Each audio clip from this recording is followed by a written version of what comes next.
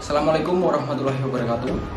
Perkenalkan, kami dari kelompok 2 mata kuliah pembelajaran sosial dan emosional pada kelas PGSD 2 PPG Prajabatan Gelombang 1 tahun 2024 Universitas Veteran Bangun Nusantara Sukoharjo.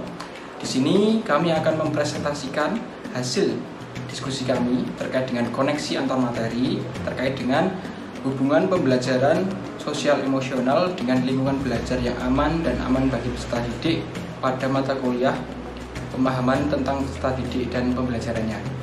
Namun sebelum masuk pada materi presentasi, izinkan saya untuk memperkenalkan anggota dari kelompok 2. Yang pertama ada Mbak Indah Ayu Hapsari, dan yang kedua ada Mbak Latania Rotutul Janah, dan yang ketiga ada saya sendiri Muhammad Yusuf Hidayat, dan yang keempat ada Mbak Nanda Tantri Restuti, dan yang kelima ada Mbak Noni Safira Dwi Meliawati.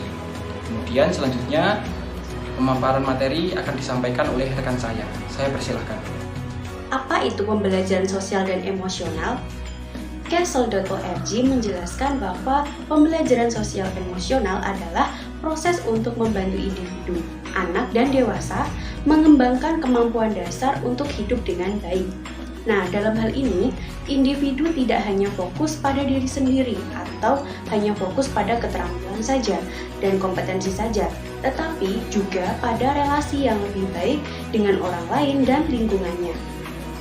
Tujuan dari pembelajaran ini adalah untuk program preventif dan promotif atau peningkatan. Preventif artinya mencegah masalah perilaku dengan meningkatkan kompetensi sosial emosional, atau Collaborative for Academic, Social, and Emotional Learning atau CASEL, mengelompokkan komponen pembelajaran sosial emosional menjadi 5 komponen. Yang pertama yaitu self-awareness atau kesadaran diri. Yang kedua adalah self-management atau manajemen diri.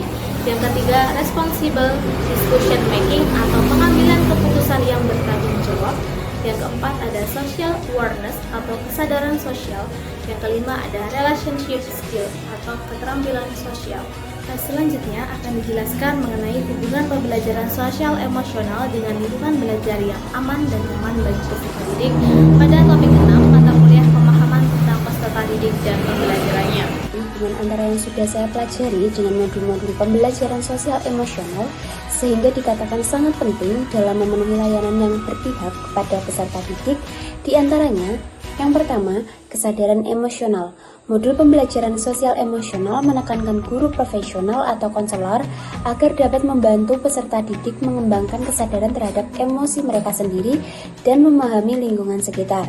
Peserta didik yang dapat mengenali emosi diri akan tercapai pada pengelolaan emosi secara lebih baik. Yang kedua, keterampilan sosial. Modul pembelajaran sosial emosional menekankan guru profesional atau konselor agar dapat membantu peserta didik untuk mengembangkan keterampilan sosial dalam kehidupan sehari-hari, baik hidup dalam berkelompok dan menyelesaikan konflik sosial dengan cara konstruktif. Baik, selanjutnya yang ketiga yaitu motivasi dan keterlibatan.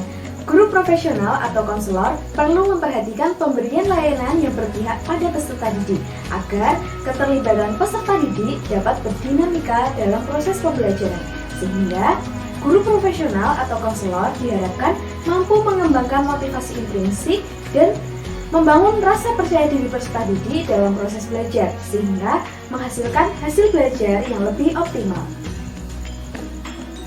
Selanjutnya yang keempat yaitu empati dan pemahaman. Guru profesional atau konselor dapat membantu peserta didik untuk mengembangkan empati dan pemahaman terhadap orang lain dengan mempraktikkan empati interaksi sosial dalam layanan. Sehingga situasi belajar yang berpihak pada peserta didik berpeluang besar untuk menciptakan lingkungan positif bagi peserta didik dan dapat menghargai berbagai keberagaman.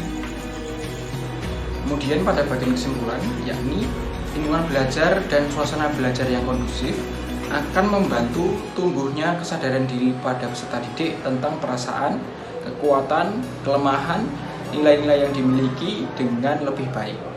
Tumbuhnya kesadaran sosial yang lebih baik yang didasarkan pada perhatian bertujuan untuk membantu peserta didik dalam memproses informasi secara lebih baik. Jika peserta didik dapat mengikuti proses pembelajaran secara lebih baik, maka secara perlahan tumbuhnya optimisme dan dengan efikasi dalam dirinya. Nah, itu tadi adalah presentasi yang dapat kami sampaikan. Ada kekurangan dalam kami melakukan presentasi. Saya mewakili kelompok memohon maaf yang sebesar-besarnya. Sekian yang dapat kami sampaikan. Wassalamualaikum warahmatullahi wabarakatuh.